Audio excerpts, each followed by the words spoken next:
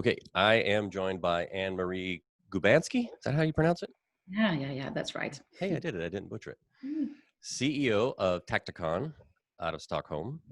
Mm. Taktikon, of course, is the well-known technology solutions provider working with hotels in the Nordic region and the Baltic states, right? And Benelux as well. Me being from the Netherlands, that was also a very obvious choice for us. Yeah, you got to play at home. Yeah. You're also the organizers of the Revenue Forum and Hotel Market Seminars. That's right. So the Revenue Forum is a free of charge seminar, which I'm holding in several cities. But Hotel Market Seminars, it's once a year in Stockholm in January. That's Perfect. Right. So Taktikon and SHR has just formed an alliance. We're Mm-hmm. really excited about. Me too. Your Rez-Connect platform is now powered by Windsurfer CRS. It is. And you're connecting clients to the important channels to drive revenue. Real quick, why this alliance? Why now? Well, this is something that we've been thinking about quite some time, but I think the COVID-19 situation just kind of helped us. We just actually, now had the time to do this. And we've been thinking about this quite some time because we see that a lot of hotels are struggling with their distribution platforms. It's first of all, you need to have some knowledge about how these systems, how these platforms work together and sometimes against each other. But also there's this technical issue about, you need to map it correctly towards your own property management system. And how do you do that? And then so all of a sudden it doesn't work. And we see that a lot of hotels, they're just using booking.com for their booking engine, for instance, or they have, I don't know, 2 different channel managers and then another one for connecting to the GDSs. I think we can really do that a lot better. And then as it happened, I think it's exactly the right time right now, but because we see that a lot of hotels are just like looking over their distribution costs in a much bigger extent than what they did before. Mm-hmm. It's my understanding that in Europe, the channel manager historically has been more the center of distribution, and there's not as much awareness and knowledge and expertise around a CRS. No, that's right. Hotels, I think they I don't know if it's a European thing actually, but then you know that better probably. But yeah, hotels they sometimes see have difficulty in seeing the difference between the two. Also because I think maybe you can use a channel manager to connect to the CRSs, and then they think, well, okay, well that must be one and the same kind of thing. Mm-hmm. I don't know how what you feel, but then there's always so much focus on the OTAs. Mm-hmm. That sometimes hotels tend to forget the fact that actually GDSs and connection to CRS that way is actually a very valid channel for them to have. Right. Many channels out there. Yeah. So you mentioned the pandemic. It's a mess for the whole industry, and I'm wondering if you're seeing, like we are a bit, that hotels, like the branded hotels, the franchised hotels, are starting to question the fees they're paying for the return. What are you seeing? Yeah, we are actually getting more and more questions about that lately. We think that, in the beginning of the pandemic, what hotels did, they tried to just like manage their fixed cost.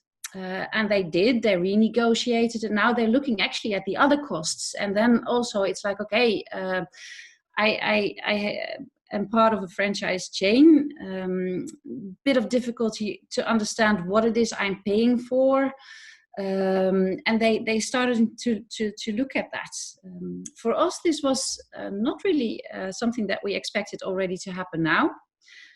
First idea actually was just the independent hotels, but we see actually that there are a bit of hotels shopping around now and looking at cost reduction.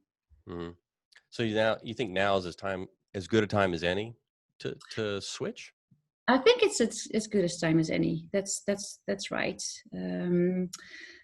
And I think, I mean, you can't generalize, of course, but then I think also usually the hotels that are a bit, not really the typical franchise hotels, or the typical hotels that should be part of a chain. They might have something different, like not really centrally located, or they have like conference hotels or something like that. Especially they are looking at what benefits they are getting. Because this is the thing with a chain, everything goes automatically, if you know what I mean. There's a marketing campaign out there. Okay, you need to follow that. There's rebates being sent to the loyalty programs. Okay, well, maybe my hotel already had quite low rates because we need to follow the market. And then all of a sudden, well, there's another 30% discount thingy that we really didn't need. And you see that hotels are much more looking into what can I get that is just like adapted to me, and how can I control my my biddings a bit better. Mm-hmm. So flexibility is the number one benefit, and some hotels really could take advantage of that. Yeah, that's right.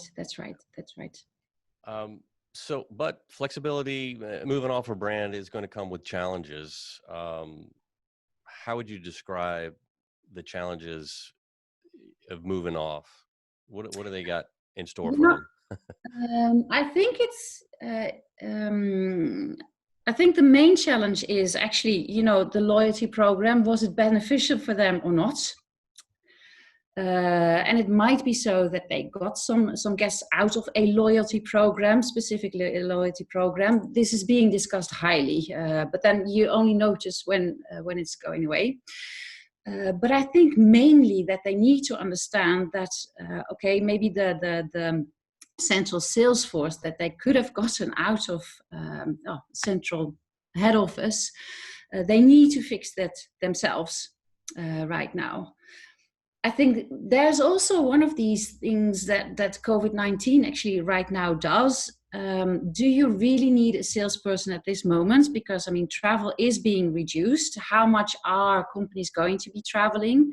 And can you maybe move that to a later stage? But I see that these might be the two challenges. So maybe loyalty program, you never know if it was valid for you or not. And the fact you need to make the sales yourself. So you really need to make a sales force for yourself. Yeah, and one thing that I've struggled with is how are these hotels going to bring back all their staff? Like most of us in the industry, we're not bringing everybody back right away. I mean, it's going to take so much time. So there's got to be skills lost. And what are they going to do? I mean, they're going to have to DIY, do it yourself, or outsource, right? Yeah, that's right. Well, we have the benefit that we are revenue management experts and distribution experts, so we can help them in that extent. And that's what I usually say, especially about revenue management. It's not really rocket science, but it takes a long time to learn before you understand how everything fits together. But of course, I mean, you have the local staff. You need to have somebody that might just like talk to guests, check in, check out, or sales forces and so on. And yes, I mean, that is going to be a challenge for them. Mm-hmm. But outsourcing might be a very good solution for them. Yeah. So why don't you give yourself a plug as we wrap up here? So how can people find Taktikon? On the website. How can people find Taktikon? I don't know. Actually what we see is that usually they find us because we're quite known, at least in Europe, in the northern part of Europe. And not that we have been doing that many sales calls, but then because we are quite much. You have a good reputation. Thank you. Yeah. All right. Well, thanks, Annmarie, for joining me. Okay. Thank you very much for having the interview. You bet.